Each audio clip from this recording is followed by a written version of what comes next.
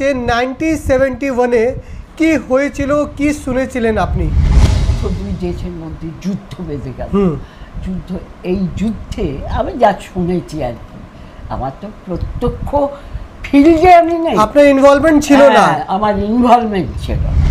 তো শুনেছি যে তখন ইন্দিরা গান্ধী এগিয়ে এসেছে। ইন্দিরা গান্ধী তার পোর্ট টোর্ট সমস্তখানে পাঠিয়েছে। আমার কিছু রিলেটিভ কিন্তু বাংলাদেশে ছিল, তারা ওই সময় বাংলাদেশের যে যুদ্ধটা হয়। আমি জানতে চাই তখন আপনি কোথায় ছিলেন? বাড়িতে আপনারা থাকতেন? পুরো কলকাতাকে কি ব্ল্যাক আউট করে দিয়েছিল এরকম কি সিচুয়েশনটা কি ছিল? আমার এটা মনে হয় ব্ল্যাক আউটটা কলকাতায় হয়নি,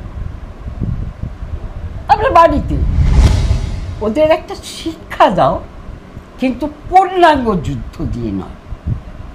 যেমন এখন এরা খুব সংযতভাবে, খুব সতর্কভাবে, শুধু টেরোরিস্ট সন্ত্রাসবাদীদের যে কাঠামো সেইগুলোকে নির্দিষ্ট করে ওরা আঘাতটা হানছে।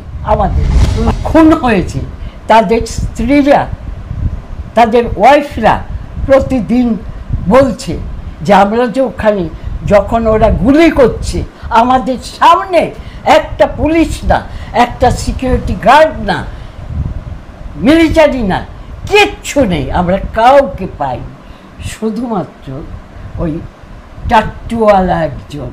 मैं हूं मोहम्मद तनवीर, आप देख रहे हैं दाइको लाइव। हमारे साथ कोनिका गांगुली जी हैं जिनकी उम्र 90 साल है, लेकिन जज्बा वही है। तो আছে 1971-এ কি হয়েছিল, কি শুনেছিলেন আপনি?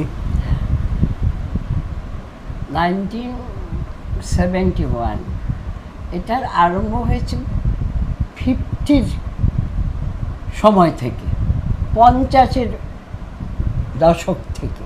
ওখানে ভাষার নিয়ে ওখানকার ছাত্ররা, স্কুল কলেজ ইত্যাদি সব ছাত্ররা ভাষার দাবিতে, বাংলা ভাষার স্বীকৃতি, তাকে রাষ্ট্রীয় মর্যাদা, তাকে রাষ্ট্রভাষা হিসেবে প্রতিষ্ঠিত করা, এই দাবি নিয়ে একটা আন্দোলন প্রথমে শুরু হয়। তারপরে ওরা পাকিস্তানের ওরা উর্দু ভাষাকে রাষ্ট্রভাষা হিসেবে বাংলার ওপরে চাপিয়ে দেওয়ার চেষ্টা, এর বিরুদ্ধে একটা কঠিন লড়াই সেদিন শুরু হয়। এই লড়াইটা ক্রমে ক্রমে ক্রমে ক্রমে তোমার একটা পৃথক রাষ্ট্র গঠনের দিকে চলে যায়। তারপরে যুদ্ধ, দুই দেশের মধ্যে যুদ্ধ বেঁধে গেল। যুদ্ধ, এই যুদ্ধে আমি যা শুনেছি আর কি, আমার তো প্রত্যক্ষ ফিল্ডে আমি নেই, আপনার ইনভলভমেন্ট ছিল না?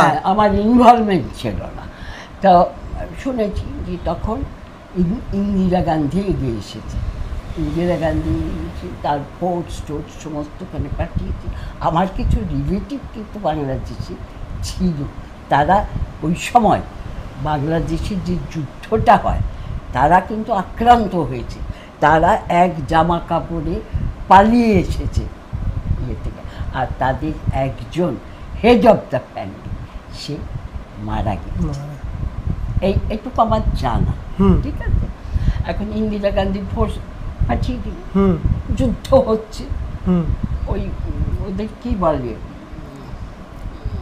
মানে পাকিস্তানি যে বাহিনী, কি ওদের বলে যেন, কারাকার ফোর্স, তো পাকিস্তানি রেঞ্জার্স না, একটা কি বলে, যাই হোক, মানে পাকিস্তানের ফোর্স আর আমাদের ইন্ডিয়ান আর্মি, তার সঙ্গে বাংলাদেশের যারা যুক্ত হয়েছে ইত্যাদি।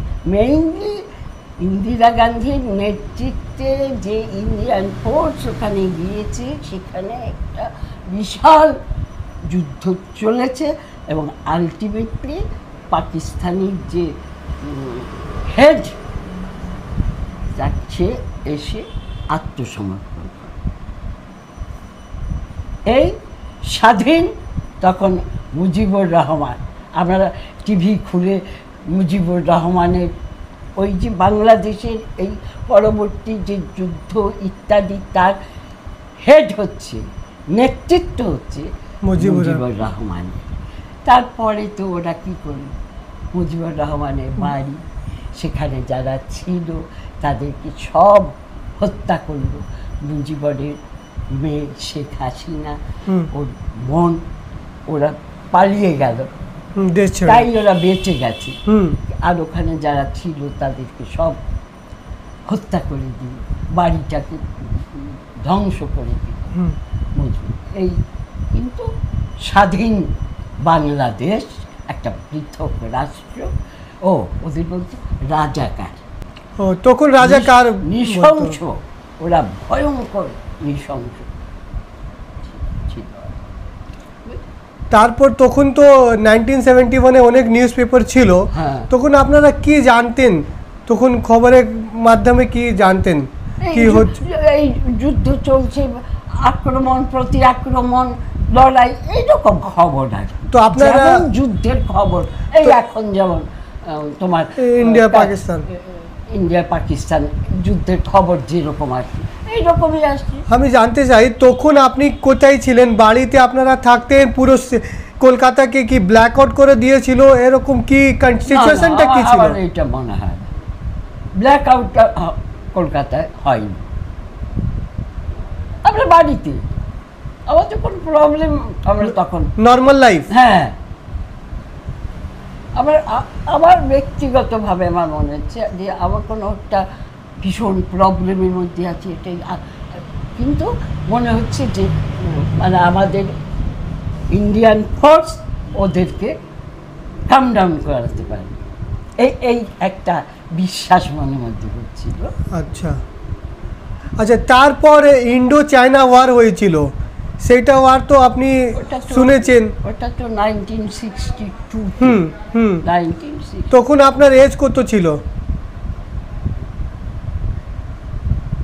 তখন একটু ম্যাচিওর ছিলেন, পরিণত। আমি কিছু মনে আছে 1962?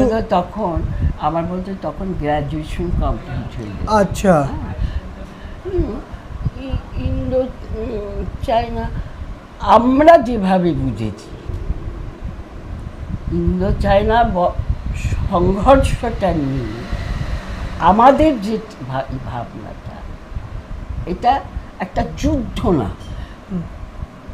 চায়না একটা অ্যাগ্রেশন করছে এরকম ব্যাপার না, একটা সীমান্ত নিয়ে বিরোধ। আচ্ছা, আমরা এইভাবে বুঝেছি ব্যাপার। আচ্ছা, হ্যাঁ, সীমান্ত নিয়েছিল। একটা অংশ আমার শাসক গোষ্ঠী এবং তার সঙ্গেকার অন্যান্য কিছু রাজনৈতিক দল, তারা এটাকে এই চেহারা দিতে চেয়েছে। আচ্ছা, যে চীনারা ভারতবর্ষ আক্রমণ করছে। আমরা তা বলি না, আমরা বলি যে এটা একটা সীমান্ত বিরোধ। চায়নাটা অ্যাগ্রেশন, একটা ইন্ডিয়া টেরিটরিকে দখল করার জন্য এটাকে আমরা মনে করি। এইটুকু আমার বোধে আছে।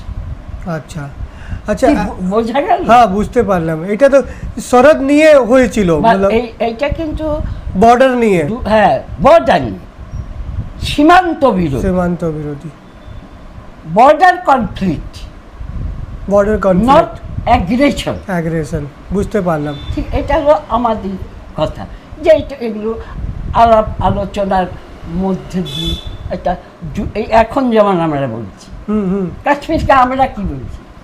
আমরা বলছি যে একটা সর্বাঙ্গীন যুদ্ধে যেও না, পূর্ণাঙ্গ যুদ্ধ নয়। পূর্ণাঙ্গ যুদ্ধ হলে সিভিলিয়ান, দুই দেশেরই সিভিলিয়ান প্রচন্ড ক্ষতি হবে, মানুষ তার জীবন হারাবে, ঘর বাড়ি ধ্বংস হবে, একটা অর্থনৈতিক সংকট দেখা দেবে যদি পূর্ণাঙ্গ যুদ্ধ চলে। আমরা তা বলি, একটা শিক্ষা ওদের দাও।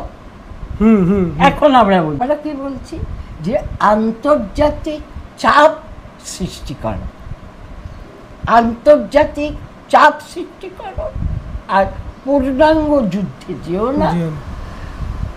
আলাপ আলোচনা ইত্যাদির মাধ্যমে এটাকে একটু সংযতভাবে করে, কিন্তু শিক্ষা দেওয়া উচিত। সন্ত্রাসবাদীদের গুড়িয়ে দেওয়া উচিত, সন্ত্রাসবাদীদের নিশ্চিহ্ন করে দেওয়াটা আমাদের চাহিদা, যাতে ওরা আর ফার্দার এই জাতীয় ঘৃণ্য কাজ করতে না হয়। রাজনৈতিক দল সকলে মিলে বলেছে যে পাকিস্তানকে একটা শিক্ষা দেওয়া উচিত, তার জন্য যে পদক্ষেপ সরকার নেবে আমরা সকলে তার पास आছি।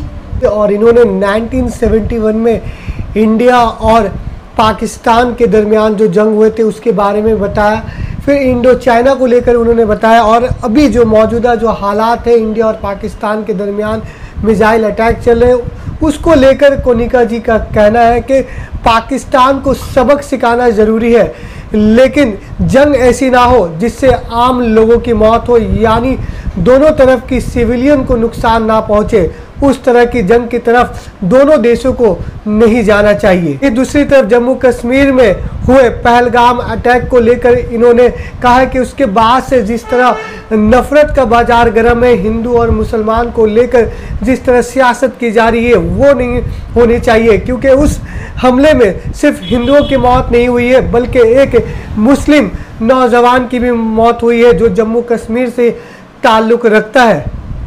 हमारे इस वीडियो को अगर आप फेसबुक और यूट्यूब पर देख रहे हैं तो हमारे पेज को लाइक करें, वीडियो को ज़्यादा से ज़्यादा शेयर करें।